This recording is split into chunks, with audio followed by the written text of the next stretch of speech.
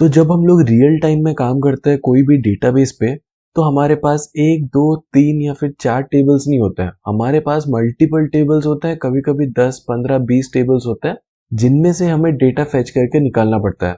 और अगर हम लोग के पास मल्टीपल टेबल्स हैं और सारे टेबल्स आपस में रिलेटेड है और हमें उन सारे टेबल्स में से डेटा निकालना हो, तो हम लोग वो कैसे निकाल सकते हैं? जॉइन यूज करके या फिर सब क्वेरी यूज करके।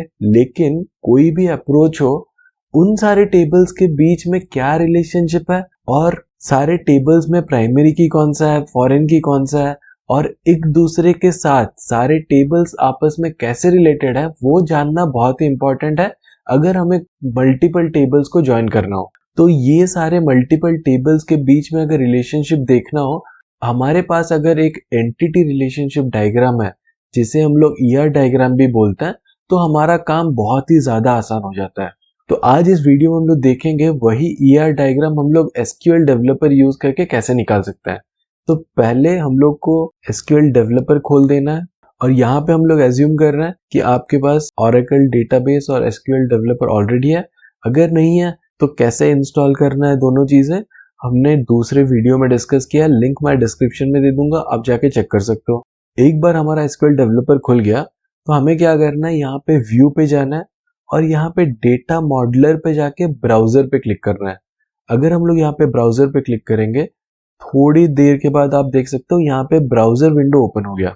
अगर आपका ऑलरेडी ओपन है तो खोलने का जरूरत नहीं है। एक बार ब्राउजर विंडो ओपन हो जाए, यहाँ पे इस चीज को एक्सपेंड कर देना है और यहाँ पे आप देख सकते हो रिलेशन मॉडल्स। यहाँ पे आप राइट क्लिक करो और क्लिक करो न्यू रिलेशनल मॉडल। एक बार रिलेशनल मॉडल नया क्रिएट करने के बाद आप देख सकते हो यहाँ पे एक नया रिलेशनल मॉडल क्रिएट हो गया। अब अगर हमें जानना है कौन से टेबल के बीच में कैसा रिलेशनशिप है, हम लोग यहाँ पे अपना डेटाबेस एक्सपैंड कर सकते हैं, जिससे क्या होगा, डेटाबेस के साथ कनेक्ट भी हो जाएगा और यहाँ पे सारे डेटाबेस के ऑब्जेक्ट दिख जाएंगे। आप यहाँ पे टेबल को एक्सपैंड करो जहाँ पे हमें डिफरेंट टेबल्स के नाम मिल जाएंगे। यहाँ पे अगर हम लोग को ज्वाइन करना है कुछ टेबल्स जैसे बुक्स, तो यहाँ पे जो भी टेबल का रिलेशनशिप हम लोग को जानना है, वो टेबल को सिंपल यहाँ से ड्रैग एंड ड्रॉप करके ये रिलेशनल मॉडल के बीच में ड्रॉप कर देना है। तो यहाँ पे आप देख सकते हो जो भी टेबल हम लोग ने यहाँ पे ड्रैग एंड ड्रॉप किया, उस टेबल का बेसिक इंफॉर्मेशन हमें यहाँ मिल जाएगा। जैसे बुक आईडी यहाँ पे साइड में P लिखा हुआ है, मतलब प्राइमरी की है, और सारे कॉलम्स का डेटा टाइप हमें मिल गया। और यहाँ पे अगर हम लोग एक दूसरा टेबल यहाँ पे ऐड करेंगे, जैसे फॉर एग्जांपल अगर हम लोग ड्रैग करेंगे ईएमपी टेबल, तो यहाँ पे आप देख सकते हो ईएमपी टेबल और बुक्स टेबल के बीच में कोई भी रिलेशनशिप नहीं है। लेकिन यहाँ पे अगर हम लोग department table drag and drop करेंगे, तो यहाँ पे आप देख सकते हो एम्प्लॉय टेबल और डिपार्टमेंट टेबल आपस में रिलेटेड है। कैसे? 1:many रिलेशनशिप है, जहां पे आप देख सकते हो डिपार्टमेंट नंबर यहाँ पे प्राइमरी की है, जो कि एम्प्लॉय टेबल में रेफर किया गया है फॉरेन की करके। वहीं पे अगर हम लोग और एक टेबल ऐड करते हैं लाइब्रेरी, यहाँ पे हम लोग लाइब्रेरी टेबल को ड्रैग एंड ड्रॉप कर देंगे। यहाँ पे लाइब्रेरी टेबल अगर आ जाता है तो यहाँ पे आप देख सकते हो हम लोग का एम्प्लॉय टेबल और बुक्स टेबल दोनों लाइब्रेरी टेबल के साथ रिलेटेड है। कैसे? लाइब्रेरी टेबल में प्राइमरी की क्या है? Transaction ID. फॉरेन की कौन सा है? Employ ID. ये जो एम्प्लॉय आईडी कहाँ से रेफर हुआ है, यहाँ पे आप देख सकते हो एम्प्लॉय टेबल में से रेफर हुआ है, जो कि एम्प्लॉय नंबर है प्राइमरी की।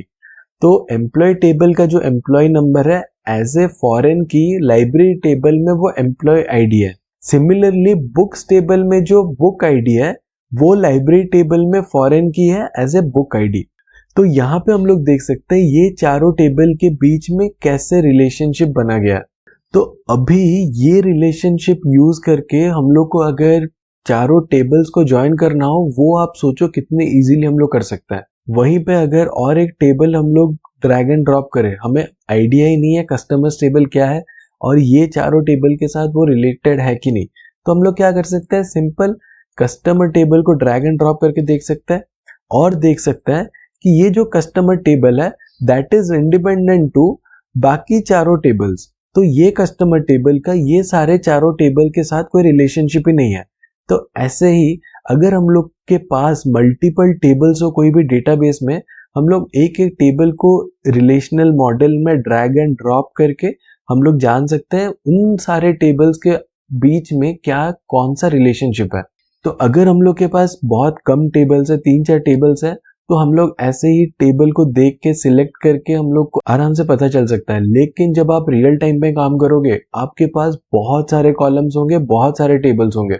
इवन इफ मैं जब ओरेकल में काम करता था CRM एप्लीकेशन में, वहां पे मोर देन 100 टेबल्स होते थे और एक टेबल में मोर देन 1000 कॉलम्स होते थे। तो वैसा टाइप ऑफ एप्लीकेशन में अगर आप काम कर रहे हो तो ये ER डायग्राम बनाना आपको आना चाहिए, ताकि वो आपको बहुत ही हेल्पफुल हो कभी भी आपको अगर मल्टीपल टेबल्स ज्वाइन करना हो। तो अगर वीडियो अच्छा लगा हो तो प्लीज शेयर कर दीजिए, अगर आपके जान पहचान में कोई भी हो जिसे ये यूजफुल हो सकता है, और वीडियो को लाइक करिए, और अगर अभी तक चैनल को सब्सक्राइब नहीं किया तो सब्सक्राइब भी कर दीजिए। नेक्स्ट वीडियो मिलता है।